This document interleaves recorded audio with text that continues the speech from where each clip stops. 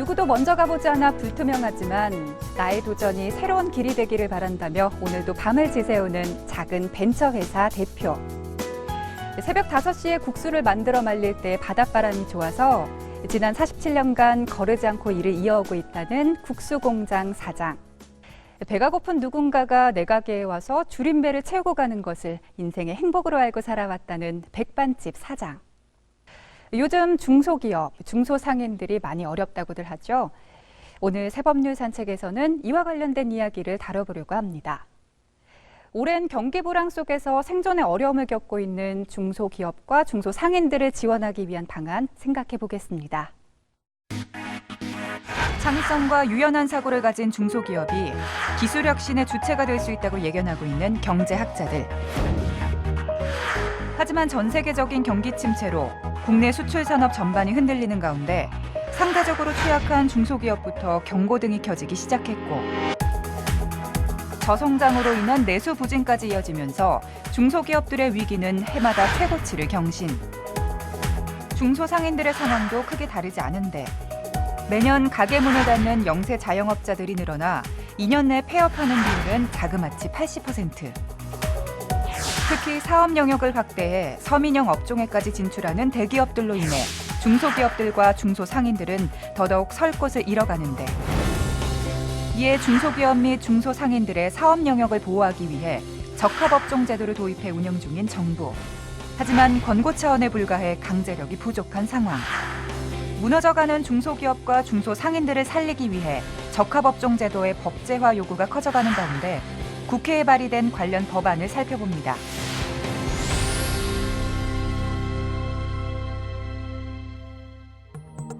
(2013년) 기준 한국의 대기업 약 3,000개, 대기업 고용인원 192만 명.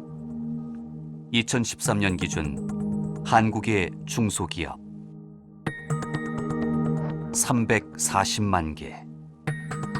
2013년 기준 중소기업 고용인원 1,342만 명.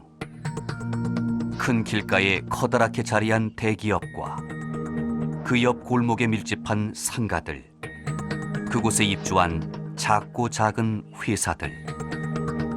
전체 노동자의 12.3%를 차지하는 이들이 커다란 대기업 현관을 향할 때 대기업의 1,000배에 육박하는 중소기업을 향해 전체 노동자의 87%에 달하는 종사자가 골목으로 들어선다.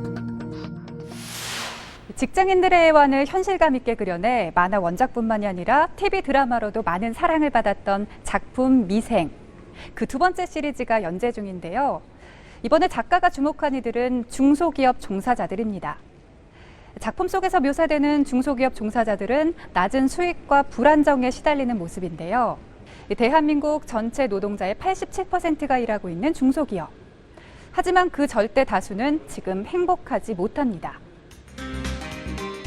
지난해 중소기업들이 2008년 글로벌 금융위기 이후 최대 규모로 시장에서 퇴출됐습니다. 금융감독원은 재무구조가 취약한 중소기업 1,934곳을 대상으로 세부 평가를 진행한 결과 구조조정 대상 기업으로 175곳을 선정했는데 이는 전년 대비 40% 증가한 수치로 지난 2008년 이후 최대 규모였습니다.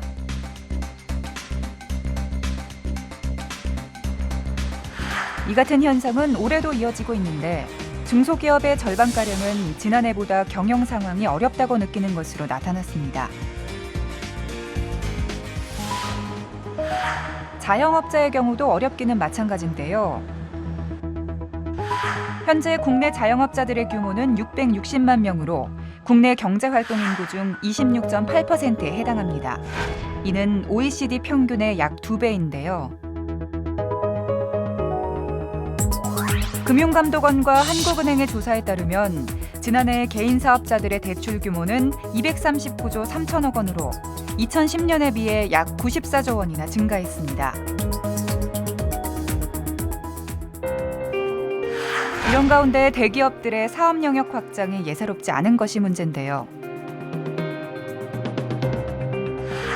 전통적으로 중소기업이나 소상공인들이 영위하던 슈퍼마켓, 음식점, 소매업, 제과점 등의 대기업 진출이 확대됨에 따라 중소상인들의 어려움이 가중되고 대기업과 중소기업 간의 격차도 확대되고 있는 상황입니다. 특히 대기업들이 시장 진출 과정에서 과도한 판촉 행위나 계열사 일감 몰아주기 등의 방법으로 중소기업 시장을 빠르게 잠식해왔습니다. 대기업들이 여러 가지 가격을 아주 낮게 설정한다든지 또 상당한 판촉 행위 등을 통한다든지 그러니까 일감 몰아주기를 통해서 계열사라든지 관련 업체 이렇게 시장을 이렇게 확보하는 방안 등이 있는데요. 이런 경우를 통해 가지고 이제 대기업들이 중소기업 하던 업종에 많이 들어오게 됐죠. 예를 들어 이제 두부 같은 경우에 우리가 흔히 CJ나 풀무원, 대상 등이 이들 업종도 이제 고급 두부들을 양산하고 있지 않습니까? 근데 이들 업종이 소비자 선택을 위해서는 필요합니다. 다만 원 플러스 원을 전개한다든지 아니면 여러 가지 좀 플러스적인 상품을 얹혀준다든지 이런 식으로 하면서 기존의 중소기업들이 하던 그런 두부 시장의 시장 영역을 많이 빼앗아 갔죠. 그리고 일부 이제 제과점 업계 같은 경우는 동네에 굉장히 많이 들어와 있어요. 그런데 이렇게 들어오면서 과거에 초창기 때 여러 가지 판촉 할인 제품들을 같이 얹어줌으로 해서 상당히 시장 영역을 많이 이렇게 확보해 나갔어요. 그렇다면 실제로 중소기업이나 중소상인들은 어떤 어려움을 겪고 있을까? 서울에서 동네 빵집을 운영하고 있는 이명애 사장. 이곳에서 10년, 평생 30년을 제과 한 길을 걸어온 명인입니다. 하지만 요즘은 매일 폐업을 고민하고 있다고 하는데요. 2006년도에서 이 자리에 시작을 했고요. 그 초기에만 해도 월 매출이 한 2천만 원이 넘어갔었죠. 직원들도 공장 매장 포함해서 5명 있었고요. 처음에 이 동네에 와서 시작을 하면서는 원칙에 좀 충실하면서요. 양질의 재료 선별서부터 해서 정직하게 만들어서 정직하게 판다는 모토였죠. 제 생각에는요. 그게 어느 정도 소비자들의 반응을 많이 일으켰어요. 호응도 많이 받고 괜찮았습니다.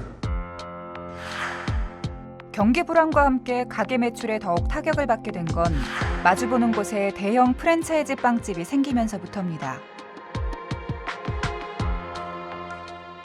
이제 프랜차이즈 생기고 나서부터 이제 서서히 손님들 뺏어가죠.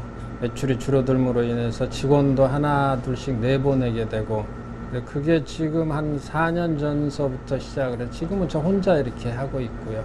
매출도 뭐 반토막 이상 떨어졌다고 보시면 되고요. 평생을 제가 30년 넘게 해왔던 건데 쉽게 그만둔다는 거가 그렇게 쉽지는 않잖아요.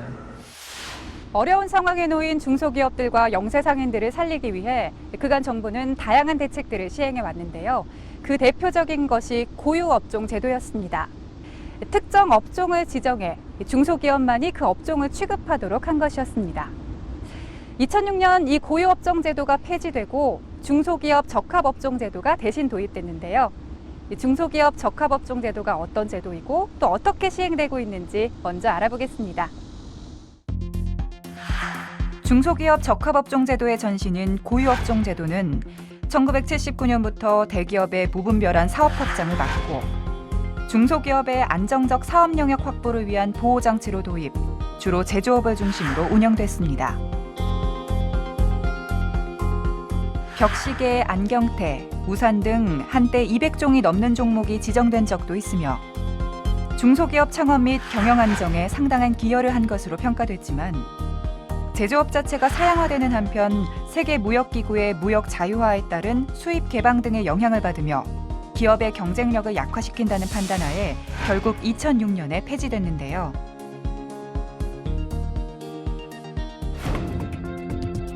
하지만 폐지 이후 대기업은 축적된 자본을 기반으로 사업을 확장했고 이 과정에서 중소기업과 소상공인들의 피해가 커지자 대중소기업 상생협력 촉진에 관한 법률에 따라 동반성장위원회가 출범했습니다.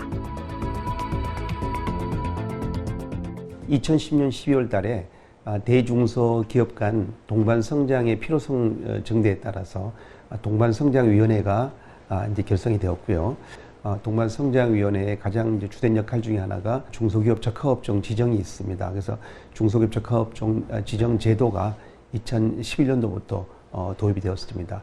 중소기업 적합업종은 이런 대기업들이 함께 중소기업과 이 경쟁을 하게 되면은 중소기업들이 아무래도 경쟁적으로 상당히 불이익을 받을 수밖에 없다. 그래서 그런 중소기업이 할 수 있는 영역의 사업 영역에서 중소기업을 보호하자는 이런 취지로 중소기업 적합업종이 도입이 되었습니다. 적합업종 선정 과정은 지정 신청이 접수되면 동반성장위원회에서 심사를 통해 적합업종 지정 여부를 결정하게 되는데요. 일단 7개 단계인데요. 중소기업 단체가 신청을 하게 되면 거기서 동반성장위원회 중심으로 서류도 심사하고 현장 실사도 하고 해서 적합업종이 타당한지를 검토를 하죠. 그리고 거기에서 합의가 되면 적합업종으로 지정해서 발표를 하고 진입 자재라든지 확장 자재, 그다음에 철수 뭐 이런 것까지 공고를 하게 됩니다. 그런데 이제 이 과정에서 중소기업들이 보호를 받게 되는 것이죠. 진입 자재, 확장 자재, 철수 권고 기간은 3년으로 권고 기간이 끝나면 재합의 과정을 거치게 됩니다. 현재는 제조업 56개, 서비스업 18개 등 74개 업종이 적합업종으로 지정돼 있습니다. 제조업 적합업종에는 계란 도매업, 김치, 순대, 단무지, 두부, 햄버거빵 등이 있고 서비스업에는 가정용 가스연료 소매업, 문구 소매업, 서적 및 잡지류 소매 등이 지정돼 있습니다. 동반성장위원회 조사 결과 적합업종 제도의 도입은 중소기업 종사자나 중소상인들에게 긍정적인 효과가 있는 것으로 나타났는데요. 작년에 동반성장위원회가 적합업종에 대한 그 여러 가지 실태 조사를 한 적이 있어요. 그 중에 우리가 그 매출액이라든지 영업이익률 또 동종업계의 여러 가지 그 고용 지수가 얼마나 향상이 되었느냐가 이런 측면을 조사한 적이 있는데요. 전통 제조업 업종에서 전반적으로 이 부분이 상당히 향상이 되었다라고 이야기를 하고 있고, 또 최근에 서비스 업종 대상으로 해서 매출액이라든지 종업원 수의 증가율, 또 영업이익이 얼마나 향상이 됐고 이런 부분에 대해서 조사한 적이 있는데 대부분 한 4%에서 6% 정도가 상당히 그 실적이 향상이 됐다라고 이야기를 하고 있어요. 결국은 이런 수치들이 적합업종 제도를 영위함으로 해서 많은 도움이 되었다라고 이야기를 하고 있지 않는가 이렇게 생각을 합니다. 하지만 현행 적합업종 제도가 권고에 불과해 대기업들의 제도 준수 수준이 미흡한 경우가 많이 발생하고 있는데요. 가장 크게는 그 대기업들이 편법적인 대응하고 그다음에 회피, 그다음에 그에 따르는 어떤 그 행정적 조치가 미흡하다 이렇게 이제 말할 수가 있겠는데, 구체적으로는 어떤 그 점포에 대해서 대기업들이 현재 운영하고 있는 소상공 자영업자라든지 중소기업에 대해서 그보다 훨씬 더 높은 임대료를 제시를 하면 건물주는 당연히 대기업에다가 이렇게 우선권을 줄 수밖에 없는 그런 방식도 있고, 그다음에 이제 대기업 같은 경우는 어떤 그 협의를 해라 뭐 공고를 하게 되면 참석을 하지 않는다든지 시간을 지연시킴으로 인해서 이 적합업종 제도가 선정이 늦어질 수 있도록 하는 것인데, 여기에 대해서 특별하게 동반성장위원회는 권고만 할 뿐이지 행정 조치를 할 수가 없는 그런 맹점이 있었습니다. 동반성장위원회는 중소기업 적합업종 제도에 따라서 대기업의 시장 진입 자제, 사업 철수 등을 권고할 수는 있습니다. 하지만 민간 자율 규범이라는 한계 때문에 합의 사항에 대해서 대기업이 이행하지 않았더라도 이를 제재할 강제 수단이 없습니다. 따라서 그 효과는 미미한 상황인데요. 이와 같은 이유로 중소기업 적합업종 제도를 법제화하려는 움직임이 일고 있습니다. 더불어민주당 우원식 의원은 지난 6월 중소기업, 중소상인 적합업종 보호 특별법안을 대표 발의했습니다. 골목상권 사업 분야에 대한 적합업종 지정을 법제화해 중소기업과 중소상인들의 생존권을 보장하는 내용인데요. 우리나라 자영업자, 그러니까 우리나라 중소기업과 중소상인들의 상황이 매우 심각해져 있습니다.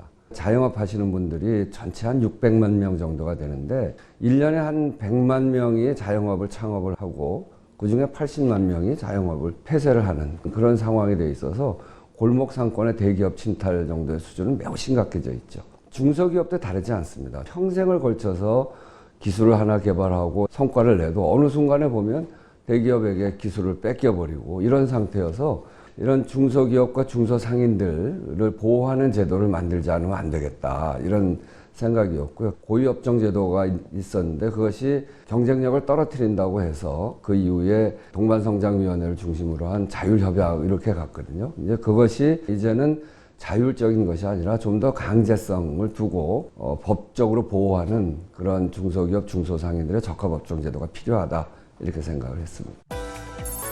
법안에서는 먼저 적합업종 지정 해제 등을 심의하기 위해 중소기업청장 소속으로 중소기업, 중소상인 적합업종 심의위원회를 두고 중소기업청장은 중소기업 형태로 사업을 영위하는 것이 적합하다고 인정되는 사업 분야 등을 심의위원회의 심의를 거쳐 적합업종으로 지정 고시하는 내용을 담았습니다.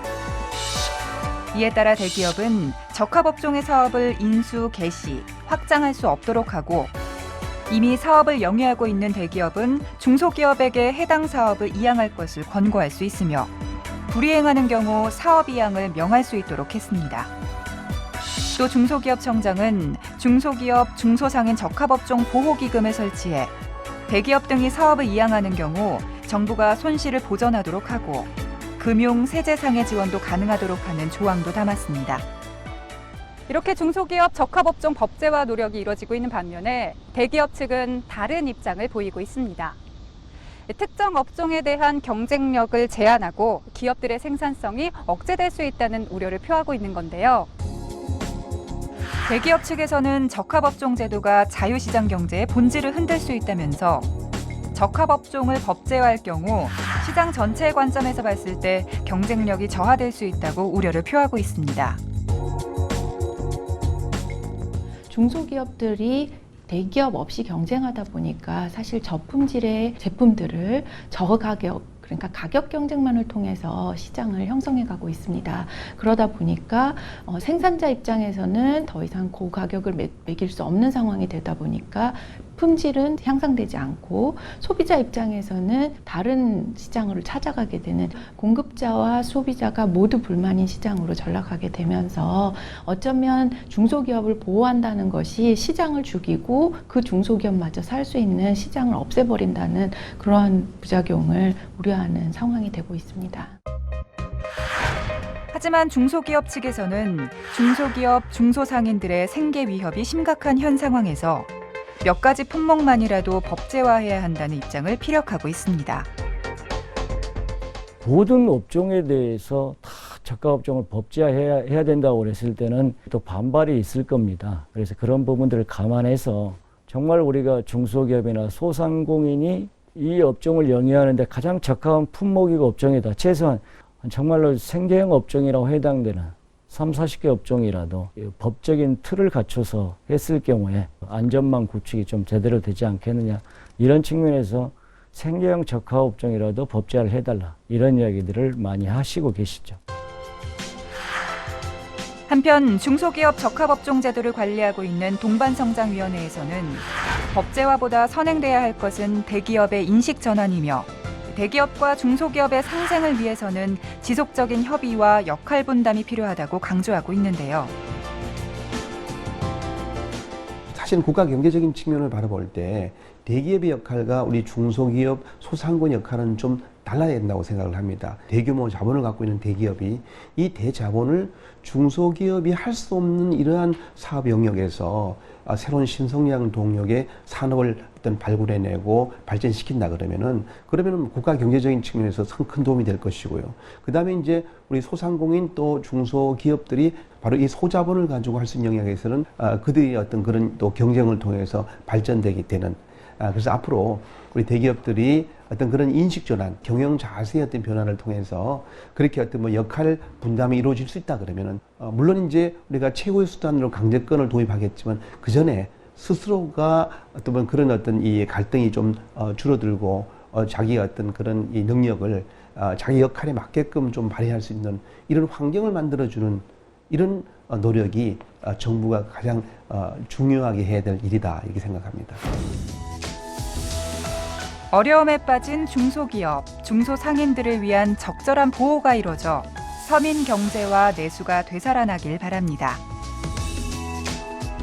이 법은 더 미룰 수 있는 법이 아니고요. 그리고 우리나라의 지금 가장 큰 문제는 내수가 완전히 무너져 있는 겁니다. 내수가 안 되면 결국은 국내에 여러 가지 물건을 생산하고 있는 중소기업도 무너지는 것이고, 중소기업이 무너지면 결국은 대기업도 무너지게 되는 겁니다. 국가 전체가 무너지게 되는 거거든요. 지금 그 위험 사인을 보내는 것을 넘어서서 이제 우리 사회는 경보가 울리고 있는 상황입니다. 지금도 많이 늦었지만 지금이라도 최소한 우리 사회에 중산층을 유지시킬 수 있는 그런 계층에 있는 사람들 다시 살려내야 되고, 그런 정책에 있는 사람들이 대기업의 이익을 너무 반영하려고 해서는 안 되고, 그래서 이제는 중소기업과 중소상인을 살리기 위한 우리 사회 전체의 노력이 필요하다. 그런 속에 이 법이 있고, 이 법의 통과를 위해서 산자위 위원을 비롯해서 저희 국회가 앞장서서 해야 되겠다, 이렇게 생각하고 있습니다.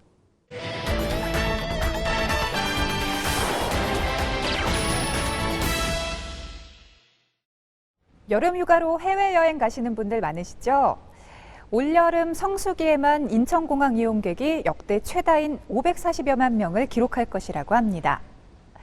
해외로 떠나는 여행객이 연간 2천만 명에 달할 정도로 늘고 있는 만큼 해외에서의 안전사고 또한 빈번하게 발생하고 있는데요. 새누리당 김정훈 의원이 관련 법안을 발의해서 소개해드립니다. 지난 7월 터키에서 발생한 군부 쿠데타로 우리나라 여행객 100여 명이 이스탄불 공항에서 공포에 떨었는데요. 최근 프랑스 니스 트럭 테러 사건과 방글라데시 인질 테러 등 예기치 못한 사건들이 자주 발생하며 해외 여행객과 재외 국민의 안전을 위협하고 있습니다. 최근 5년간 재외 국민들을 대상으로 발생한 사건 사고는 2011년 4,400여 명에서 지난해 8,300여 명으로 급증했고, 살인, 강도 등 강력범죄에 따른 피해도 전체의 17%나 됐는데요.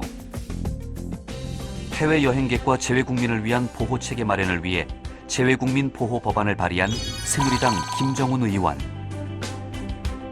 법안에서는 법의 적용 대상이 되는 재외 국민을 국외에서 거주, 체류 또는 여행하고 있는 대한민국 국민으로 정의하고, 재외 국민 보호에 관한 중요 사항을 심의하기 위해 대통령 소속으로 재외국민보호위원회를 설치할 수 있도록 하는 내용을 담았습니다.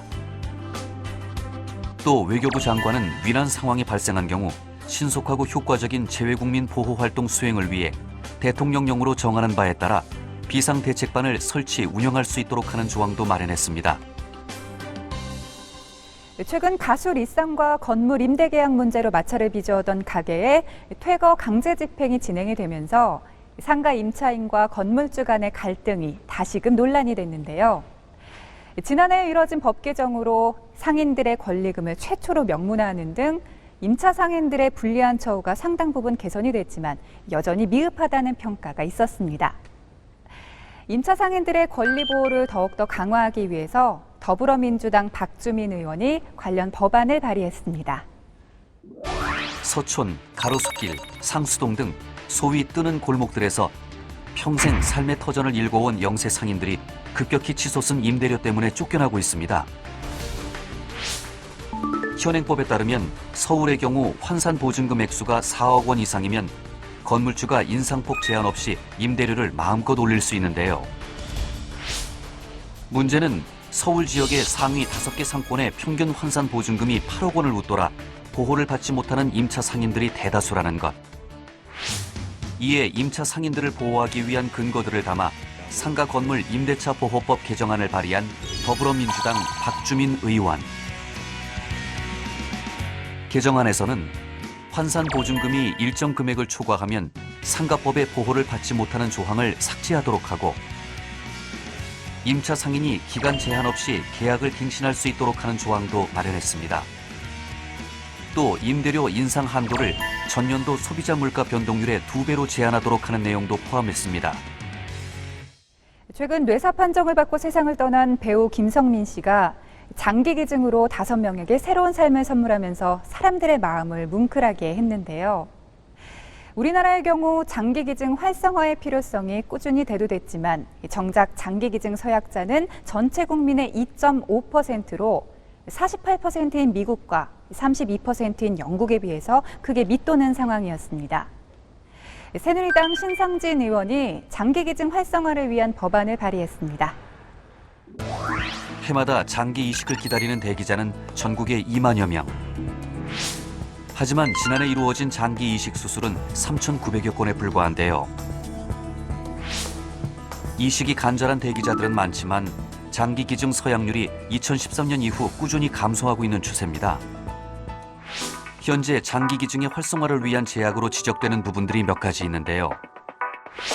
특히 미성년자의 경우 부모의 동의가 있어야만 장기 기증 희망자로 등록이 가능하고 국내 장기 기증 운동이 대부분 민간에서 이루어짐에도 불구 민간 단체들이 홍보를 수행하기 위해 필요한 지원도 미흡한 상황입니다.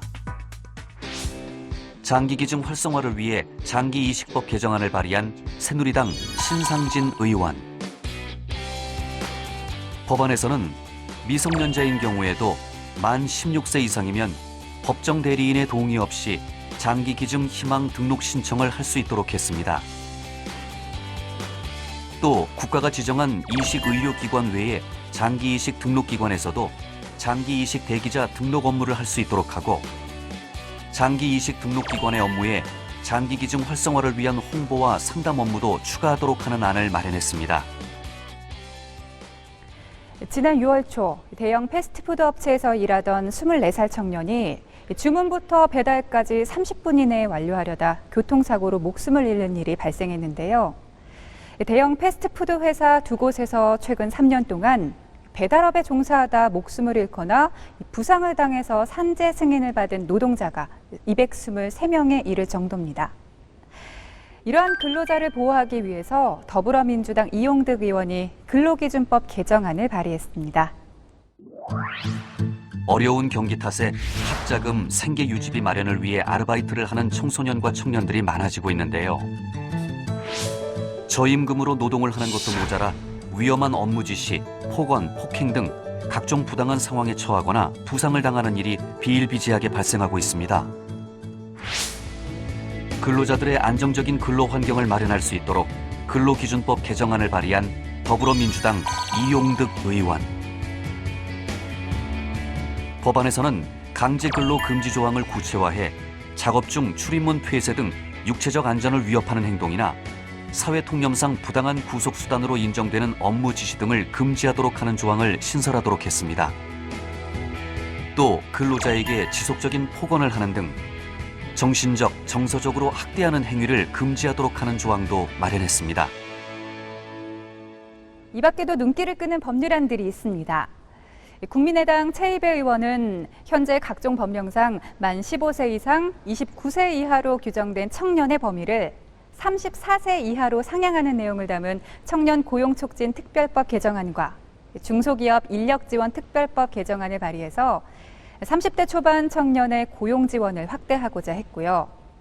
또 새누리당 추경호 의원은 일명 페이고 법안이라고 불리는 국회법 개정안을 발의. 국회의원이 예산 뒷받침이 필요한 법안을 발의할 때 재원 조달 방안 제출과 심사를 의무화하도록 해서 재정 건전성을 담보하고자 했습니다. 또 더불어민주당 양승조 의원은 수요에 비해서 턱없이 부족한 모유를 안전하게 공급할 수 있도록 모유은행 설치 근거를 담은 모자보건법 개정안을 발의했고요. 더불어민주당 이상민 의원은 현행 음주운전 단속의 기준인 혈중 알코올 농도 0.05%를 0.03%로 강화하는 내용의 도로교통법 개정안을 발의했습니다. 한밤에도 지속되는 무더위에 밤잠 설치는 분들 많으시죠? 찬물보다는 미지근한 물로 샤워를 하거나 초저녁에 가벼운 운동을 해주면 숙면을 취하는 데 도움이 된다니까 기억해 두시면 유용할 것 같습니다. 오늘 새법률 산책은 여기까지입니다. 시청해 주신 여러분 고맙습니다.